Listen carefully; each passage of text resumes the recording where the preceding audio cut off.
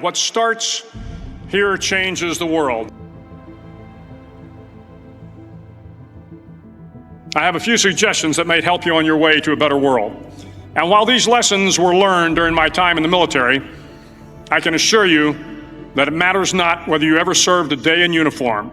It matters not your gender, your ethnic or religious background, your orientation, or your social status. Our struggles in this world are similar, and the lessons to overcome those struggles and to move forward, changing ourselves and changing the world around us, will apply equally to all. So here are the 10 lessons I learned from basic SEAL training that hopefully will be of value to you as you move forward in life. Every morning in SEAL training, my instructors, who at the time were all Vietnam veterans, would show up in my barracks room, and the first thing they'd do was inspect my bed. If you did it right, the corners would be square, the covers would be pulled tight, the pillow centered just under the headboard, and the extra blanket folded neatly at the foot of the rack. It was a simple task, mundane at best, but every morning we were required to make our bed to perfection. It seemed a little ridiculous at the time, particularly in light of the fact that we were aspiring to be real warriors, tough, battle-hardened SEALs. But the wisdom of this simple act has been proven to me many times over. If you make your bed every morning, you will have accomplished the first task of the day. It will give you a small sense of pride, and it will encourage you to do another task, and another, and another. And by the end of the day, that one task completed will have turned into many tasks completed. Making your bed will also reinforce the fact that the little things in life matter. If you can't do the little things right, you'll never be able to do the big things right. And if by chance you have a miserable day, you will come home to a bed that is made, that you made. And a made bed gives you encouragement that tomorrow will be better. So if you want to change the world, start off by making your bed.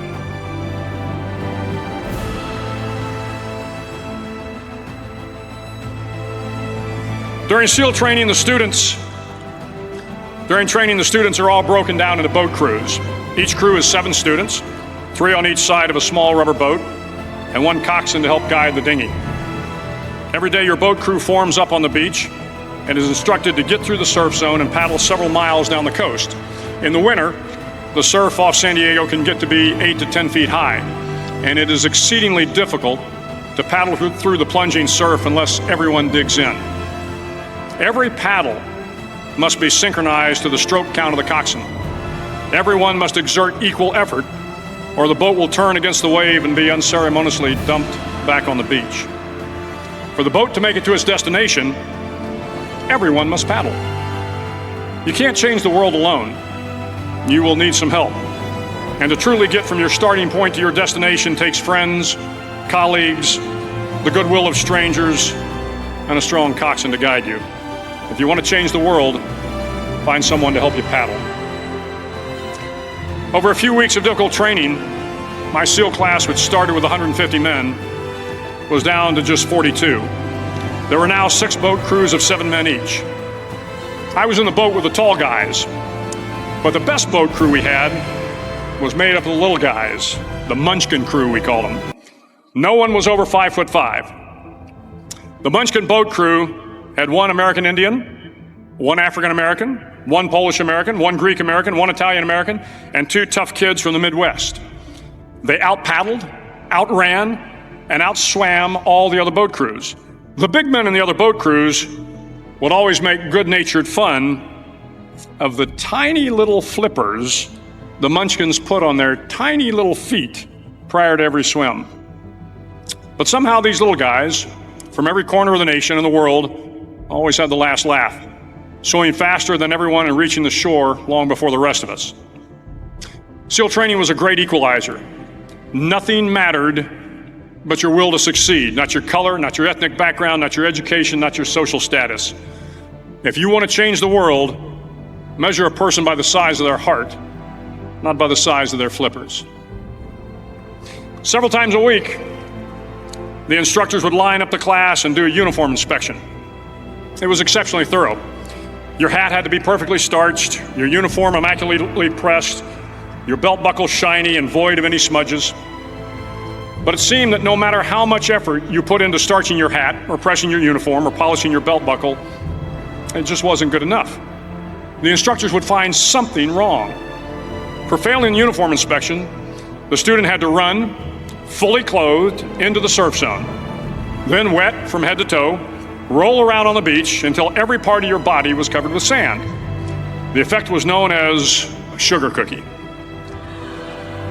You stayed in the uniform the rest of the day, cold, wet, and sandy. There were many a student who just couldn't accept the fact that all their efforts were in vain, that no matter how hard they tried to get the uniform right, it went unappreciated. Those students didn't make it through training. Those students didn't understand the purpose of the drill. You were never going to succeed. You were never going to have a perfect uniform. The instructors weren't going to allow it. Sometimes, no matter how well you prepare or how well you perform, you still end up as a sugar cookie. It's just the way life is sometimes. If you want to change the world, get over being a sugar cookie and keep moving forward.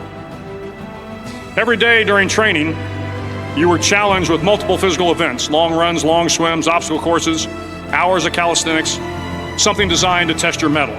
Every event had standards, times you had to meet. If you failed to meet those times, those standards, your name was posted on a list, and at the end of the day, those on the list were invited to a circus. A circus was 2 hours of additional calisthenics, designed to wear you down, to break your spirit, to force you to quit. No one wanted a circus. A circus meant that for that day, you didn't measure up. A circus meant more fatigue, and more fatigue meant that the following day would be more difficult, and more circuses were likely. But at some time during SEAL training, everyone made the circus list. But an interesting thing happened to those who were constantly on the list. Over time, those students who did 2 hours of extra calisthenics got stronger and stronger. The pain of the circuses built inner strength and physical resiliency. Life is filled with circuses. You will fail. You will likely fail often. It will be painful. It will be discouraging. At times, it will test you to your very core. But if you want to change the world, don't be afraid of the circuses. At least twice a week, the trainees were required to run the obstacle course. The obstacle course contained 25 obstacles, including a 10-foot wall, a 30-foot cargo net, a barbed wire crawl, to name a few. But the most challenging obstacle was the slide for life. It had a 3-level, 30-foot tower at one end and a 1-level tower at the other. In between was a 200-foot-long rope. You had to climb the 3-tiered tower, and once at the top, you grabbed the rope, swung underneath the rope, and pulled yourself hand over hand until you got to the other end. The record for the obstacle course had stood for years when my class began in 1977. The record seemed unbeatable until one day a student decided to go down the slide for life head first. Instead of swinging his body underneath the rope and inching his way down, he bravely mounted the top of the rope and thrust himself forward. It was a dangerous move, seemingly foolish and fraught with risk. Failure could mean injury and being dropped from the course. Without hesitation, the student slid down the rope perilously fast. Instead of several minutes, it only took him half that time. And by the end of the course, he had broken the record.